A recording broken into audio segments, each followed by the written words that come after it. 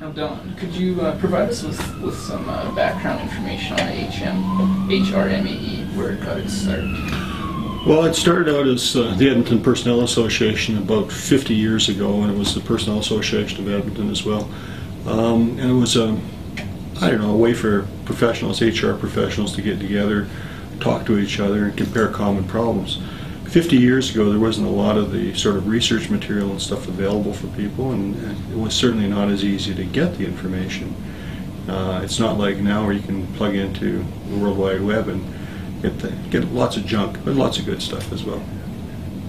How is the HRMAE structured internally? What sort of divisions do they have? It's committee-based. It's committee-based. We have, I'm the president, and we've got 6 directors, and each are responsible for a number of different committees depending on where you're looking at it. Things like membership, finance, the activities and the programs, educational areas. So pretty standard.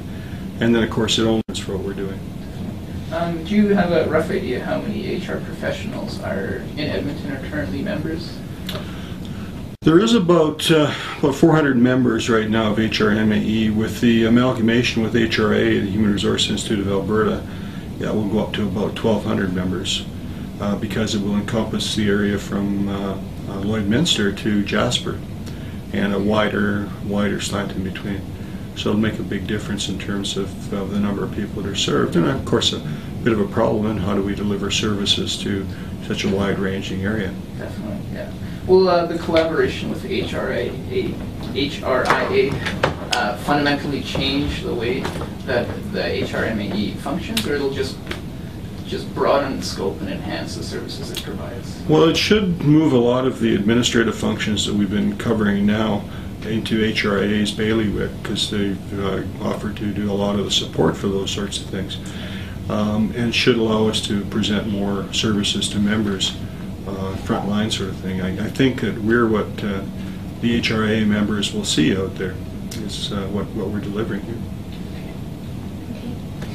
Okay. So as you know, HR professionals can be divided into 3 broad categories: the new professionals, the mid-levels, and the senior levels. Mm-hmm. What services can you see the HRMAE providing each of these categories? You can call it HRMAE if you want. Well, really, what we're probably looking at for both the entry-level people and the mid-level people are networking opportunities, a chance to meet people and talk, figure out what's going on. As you guys know, only about 20% of jobs of any kind are advertised, and a lot of it is through networking, so that's a way to do that. In addition, for new people coming in, there's mentorships that are available, contacts that you can make, all sorts of helpful things are in place. For mid-level HR professionals, what you really wind up with is a place where you can get out of the workload and talk to somebody else about similar problems, changes, ways that they've handled problems that are out there. So it's there for it. For a lot of the senior level HR professionals, they're really looking at strategic problems in place. I mean, one of them, of course, is there's not enough of you guys to really go around. There's not enough people that are coming in. So what are we going to do about it? Where are we going to bring people from, and how are we going to handle it? And we're trying to do a few things for them. We're trying to do a couple of senior level breakfasts for them so they get a chance to meet with their peers and actually talk to them. And the nice thing about it is, although that a lot of them are in competition with each other, if we can park them somewhere where nobody can see, they're much more likely to talk to each other about things. From a personal perspective, what has involvement with the HRMAE provided to you in terms of tangible and intangible benefits? Lots of friends, lots of people that I know around. I mean, Daryl Johnson, the first meeting I went to, he's the first HR professional I met that wasn't working in the same company I was when I got here 20 years ago. But it's also been a chance for me to meet people, to find, well, for my students, to be able to talk to people about jobs. I have a pretty fair reputation in the HR community around here. So normally if I recommend somebody, they usually do quite well. But networking, again, for me is a big thing. Who do you phone and ask questions of? Where do you find out what's really going on? It's very easy to slip into this ivory tower sort of mentality, but if you can talk to people who are grounded, who are doing all the things out there themselves, it can make a real difference. And it makes a real difference in terms of the sorts of things that we teach too. Yeah. I know for myself, I found that there's a lot of senior HR people that are willing and want to transmit the knowledge and experience that they've gained, and I found that through involvement with this subcommittee, even that there's a lot that can be learned just from that. Well, most of them remember where you were coming from, and they're quite willing to help out. In fact, they want to help out. I guess that's pretty common among HR professionals anyway, is giving back and trying to make the profession better and try to bring people along. So with that, is there any practical advice that you could give to someone trying to enter the HR field? Besides becoming involved with the HRMAE? Well, find yourself a mentor. Better off to find 2 mentors. What you really need is somebody that's about 5 years ahead of you, so they remember all the problems you've been through. And you need somebody else who's probably 15 years ahead of you, because they have an idea of what's going on and what the currents are like and what's going to happen out there. And it can make a real difference for you guys as you look for work and as you move along. So mentoring is really important. Good reputation out there, huge thing. I mean, there's not that many HR professionals around in comparison to other professionals that are here.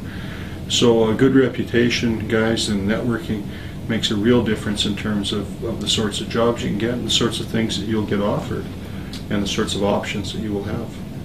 Now for the professional that is, say, 5 years ahead of the entry-level HR employee, is there any specific career advice that you would give to them, you know, looking to advance their careers, personally in terms of education or training or, you know, again, networking? Well, networking is important. Education now, with the new requirements on the Certified Human Resource Professional designation, you need a university degree. So I'd certainly recommend people finish them off. And there's lots of options around the city here to finish them off part-time or full-time without necessarily leaving your work.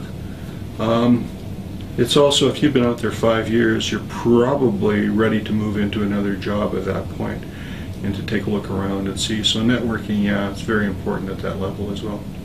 Right. Now, as a part of this social media initiative, Don, you're going to be writing a blog to post on some of our sites. Can you give us some idea of what to expect and to look forward to with this blog that you'll be writing? Well, I'm not sure you'll look forward to it, but a couple of things. Like I probably will write. Well, in fact, I've got a couple of things on networking out there that make sense. On job search for HR professionals, what you should look for and what you should stay away from and why. We'll talk about, and it won't be just me writing, I'm sure there'll be other senior level people around, the sort of options for careers and what you may want to do and where you may want to go. Those are generally the sorts of things that we'll talk about.